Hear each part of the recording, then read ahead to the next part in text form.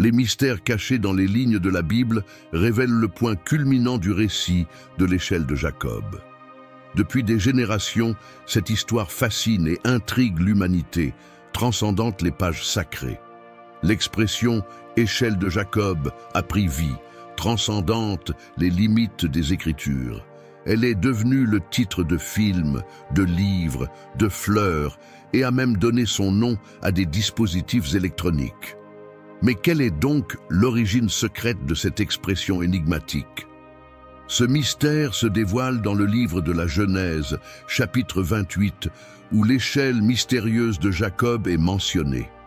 Dans ce récit, Jacob, destiné à être le patriarche d'Israël, se trouve en fuite désespérée de son frère jumeau Ésaü.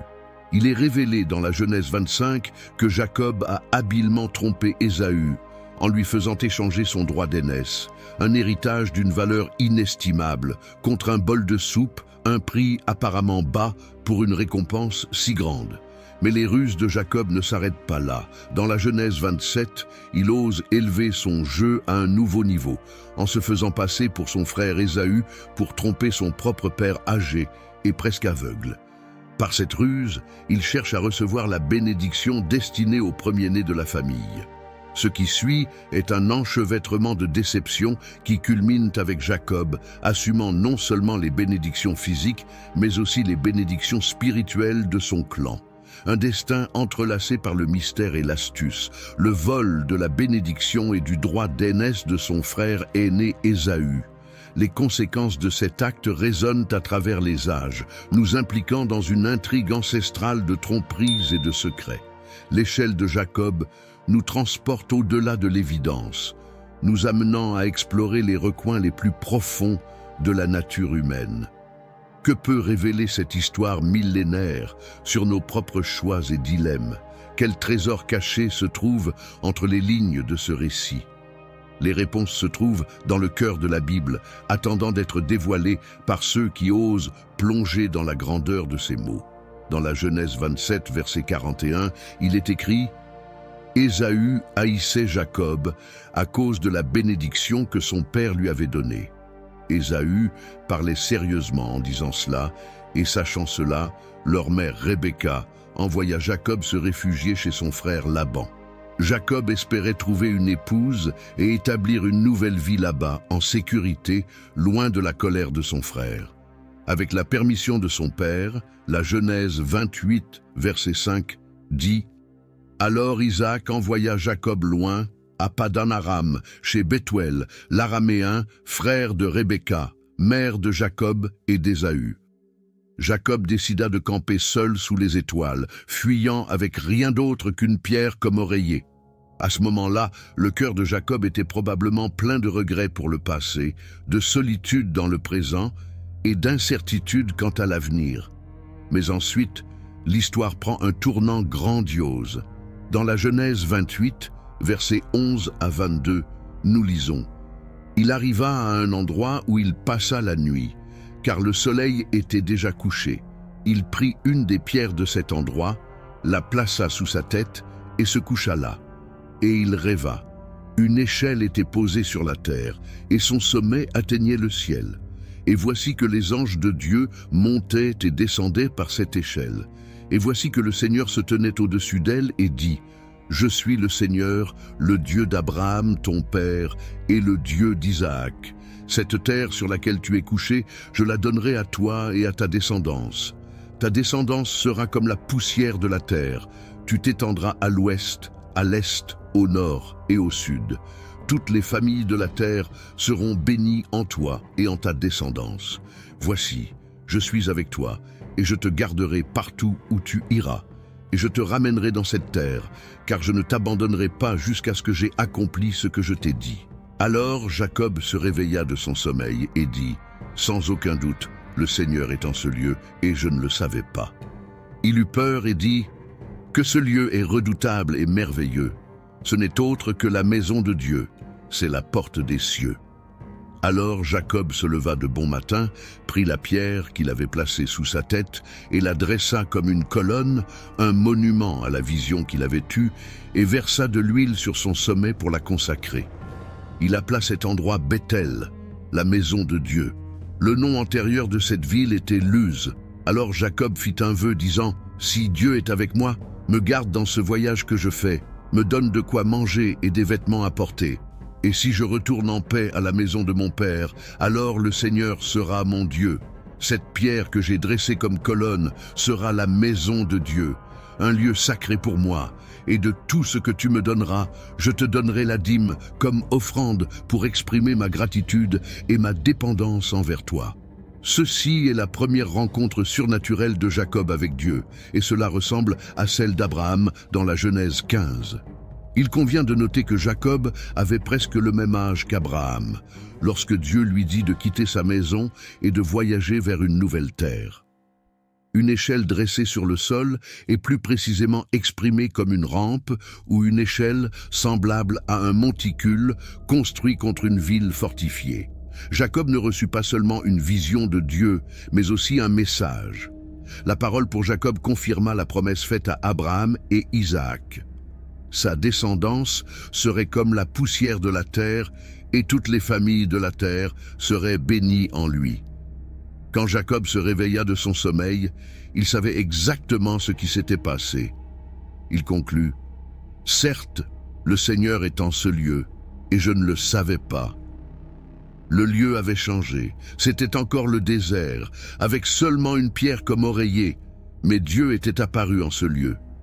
Il apparut à Jacob dans son abattement et sa fatigue, parce qu'il avait besoin que Jacob atteigne la fin de lui-même avant de dépendre de Dieu. Nous savons que Jacob eut une nouvelle rencontre avec Dieu parce qu'il avait peur, non pas d'Ésaü, mais du seul et vrai Dieu. La plus grande peur avait chassé la peur moindre, car le pouvoir de Dieu triomphait du pouvoir d'Ésaü.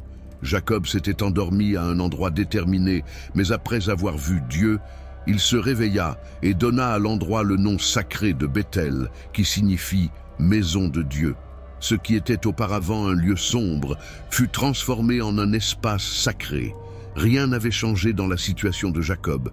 Tout ce qui avait changé était la nouvelle vision de Dieu de Jacob. Et cela changea tout. La ville appelée Luz fut transformée en Bethel, qui signifie « maison de Dieu ». Jacob versa de l'huile sur la pierre rugueuse qui lui avait servi d'oreiller, la transformant en la pierre angulaire d'un autel centré sur Dieu. Il sanctifia cet endroit sombre, reconnaissant l'invisible et le surnaturel là même dans le monde naturel hostile. Même si Jacob avait réalisé le plus grand coup en revendiquant la lignée familiale pour lui-même, Dieu voulait qu'il comprenne que, bien qu'il soit l'héritier choisi de Dieu pour accomplir les promesses faites à Abraham, en multipliant sa descendance en une grande nation que Dieu appellerait la sienne, Dieu était au contrôle, pas Jacob. Le plan serait réalisé de la manière de Dieu, pas de celle de Jacob. Il faudrait du temps avant que Jacob ne comprenne pleinement cette vérité. Voici le moment visuel que Jacob vit dans le rêve. Mais que signifie-t-il? Dans sa rencontre avec Nathanaël, le Seigneur Jésus fait une référence apparente à cet incident.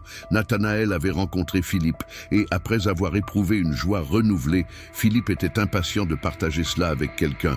Alors, il décida de parler à Nathanaël. Il garda son message simple et court, disant à Nathanaël qu'il avait trouvé le Messie annoncé par Moïse et les prophètes, Jésus de Nazareth. Nathanaël avait des problèmes, car Nazareth était une ville méprisée de Galilée. Il semblait impossible pour lui que le Messie vive dans un quartier si pauvre. Son esprit était occupé par cette question et par conséquent, il décida de l'exprimer. Aucune argumentation ne fut soulevée par Philippe. Il sentit que la meilleure manière de traiter les objections était de présenter directement les gens au Seigneur Jésus. Jean 1, verset 47. Jésus vit Nathanaël venir à lui et dit de lui, « Voici un véritable Israélite en qui il n'y a point de fraude. » Ce verset montre que Jésus savait toutes choses, même sans avoir jamais rencontré Nathanaël auparavant. Il savait qui il était. Nathanaël fut surpris qu'un parfait inconnu lui parle comme s'il le connaissait. Mais Jésus le vit, même s'il était si caché. Jean 1, versets 49 à 51. Nathanaël répondit, « Rabbi, maître, tu es le Fils de Dieu, tu es le roi d'Israël. » Jésus répondit, « Parce que je t'ai dit que je t'avais vu sous le figuier, tu crois? Tu verras des choses plus grandes que celles-ci. » Puis il dit, « En vérité, je vous le dis, vous verrez le ciel ouvert et les anges de Dieu monter et descendre sur le Fils de l'homme. » Chaque fois que Jésus introduisait une déclaration avec les mots « en vérité », il était sur le point de dire quelque chose de très important. Ici, il donna à Nathanaël une image du temps futur, quand il reviendra pour régner sur toute la terre. Le monde saura alors que le fils du charpentier qui a vécu et a été méprisé à Nazareth est vraiment le Fils de Dieu et le roi d'Israël. Le ciel s'ouvrira ce jour-là, et la faveur de Dieu reposera sur le roi alors qu'il règne avec Jérusalem comme capitale. Nathanaël méditait probablement sur l'histoire de l'échelle de Jacob, avec ses anges montant et descendant. Cette échelle est une image du Seigneur Jésus-Christ lui-même, le seul accès au ciel. Les anges de Dieu monteront et descendront sur le Fils de l'homme. Jésus dit à Nathanaël qu'il n'avait vu que de petites démonstrations de son messianisme. Dans le futur règne du Christ, il verra le Seigneur Jésus se révéler pleinement comme le Fils oint de Dieu. L'échelle illustre la relation entre Dieu et l'homme. Elle montre que le Dieu qui a créé l'univers désire une relation proche avec sa création, en particulier avec l'humanité. Il est celui qui initie cette connexion, cette discussion et cette amitié. Tout comme l'échelle de Jacob illustrait la connexion entre Dieu et l'homme, Jésus-Christ est la connexion spirituelle, le médiateur et l'échelle pour combler le fossé créé par le péché entre Dieu et les hommes. C'est pourquoi il est le médiateur de la nouvelle alliance, afin que, par la mort, pour la rédemption des transgressions sous la première alliance, ceux qui sont appelés reçoivent la promesse de l'héritage éternel. Hébreux 9, verset 15. Jésus-Christ inaugurera une nouvelle alliance spirituelle disponible pour tous. Il échangera nos péchés contre sa justice, nous permettant de connaître Dieu et de jouir de la relation intime qu'il avait prévue dès le début. Jésus était en effet le Fils de Dieu. Même le soldat romain à la croix le déclara. En tant que chrétiens, nous voyons ce rêve de Jacob comme hautement symbolique, représentant le médiateur Jésus-Christ, qui est venu sur terre et est devenu cette échelle ou cet escalier pour que nous puissions reconnecter notre relation avec Dieu qui a été rompue à cause du péché. Romains 5, versets 1 et 2. Par conséquent, une fois que nous avons été justifiés, c'est-à-dire déclarés innocents devant Dieu, libérés du péché par la foi, comprenons que nous avons la paix avec Dieu et la joie de la réconciliation avec lui par notre Seigneur Jésus-Christ, le Messie oint. Par lui, nous avons aussi accès par la foi à cet état remarquable de grâce dans lequel nous restons fermes, sûrs et protégés. Nous nous réjouissons de notre espérance et de la certitude confiante d'expérimenter et de jouir de la gloire de notre grand Dieu, la manifestation de son excellence. Selon la parole de Dieu, Jésus était notre idéal, l'échelle de Jacob, qui est venu sur terre de la lignée de Jacob. Grâce aux provisions de Dieu, il nous a sauvés pour que nous puissions vivre au ciel pour toute l'éternité. La réaction de Jacob à cette vision suggère qu'il est peut-être devenu un véritable croyant à cette occasion. Le rêve de Jacob met en lumière la grâce initiatrice de Dieu, non parce qu'il était juste, mais à cause de l'appel de Dieu et de la fidélité à Abraham. Jacob était la troisième génération à recevoir les promesses de l'alliance abrahamique. Comme Jacob n'avait probablement jamais entendu la voix de Dieu auparavant, le Seigneur s'identifia à travers Abraham et Isaac. L'échelle ressemblait plus à un escalator. Les Hébreux impliquent que l'échelle était en mouvement, avec une échelle montant et une autre descendant. Quand il se réveilla, il promit à Dieu un dixième de tout ce qu'il possédait. Quand nous regardons les personnages de la Genèse, nous pouvons voir des parallèles avec Jésus. Revenons au moment où Abraham fut instruit d'offrir Isaac en sacrifice. Il fut dirigé vers une montagne spécifique, connue sous le nom de Morija. Des années plus tard, cette même montagne fut connue sous le nom de Golgotha. l'endroit où Dieu sacrifia son Fils unique. Adam et Ève, au milieu de la punition d'Adam et Ève, Dieu fit une promesse dans la Genèse 3. Il dit au serpent que la semence ou la descendance de la femme écrasera la tête du serpent, tout comme le serpent blessa le talon de la descendance.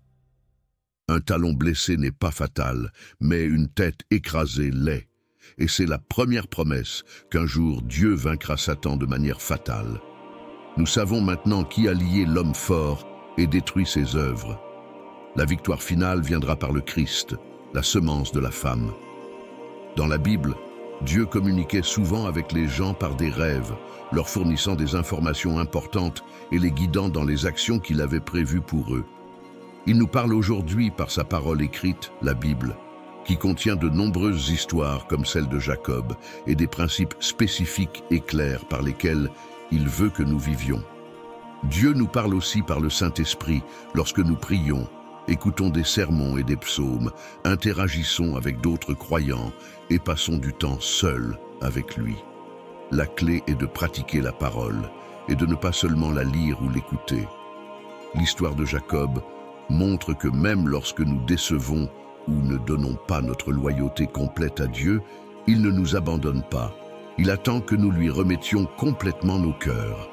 Merci d'avoir regardé. Si vous avez aimé cette vidéo, n'oubliez pas de l'aimer, de commenter et de vous abonner à la chaîne pour plus de contenu comme celui-ci. Votre participation est importante pour nous. Regardez d'autres vidéos. Que Dieu vous bénisse.